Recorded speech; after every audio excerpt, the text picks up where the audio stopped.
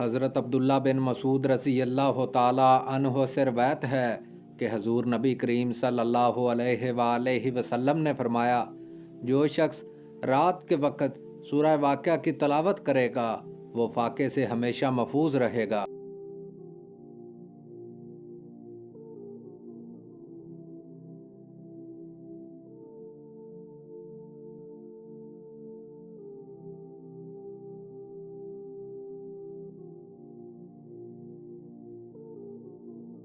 حضرت انس بن مالک رضی اللہ تعالی عنہ سے روایت ہے کہ حضور اکرم صلی اللہ علیہ وآلہ وسلم نے فرمایا کہ اپنی عورتوں کو سورہ واقعہ سکھاؤ، کیونکہ یہ سورۃ الغنی یعنی محتاجی دور کرنے والی صورت ہے۔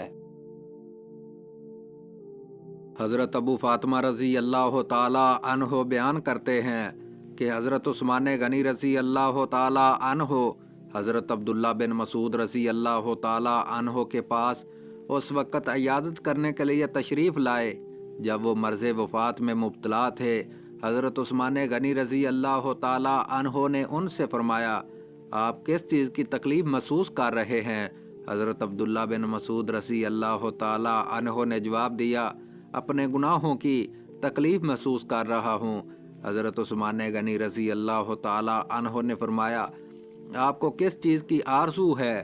حضرت عبداللہ بن مسعود رضی اللہ تعالی عنہ نے جواب دیا، مجھے اپنے رب کی رحمت کی آرزو ہے۔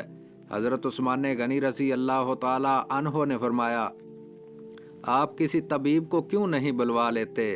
حضرت عبداللہ بن مسعود رضی اللہ تعالی عنہ نے جواب دیا، طبیب ہی نے تو مجھے بیماری میں مبتلا کیا ہے۔ حضرت عثمان غنی رضی اللہ تعالی عنہ نے فرمایا، کیا میں آپ کو کچھ مال عطا کرنے کا حکم کروں؟ حضرت عبداللہ بن مسعود رضی اللہ تعالی عنہ نے جواب دیا، مجھے اس کی کوئی حاجت نہیں۔ حضرت عثمان غنی رضی اللہ تعالی عنہ نے فرمایا، میں وہ مال آپ کی بیٹیوں کو دے دیتا ہوں۔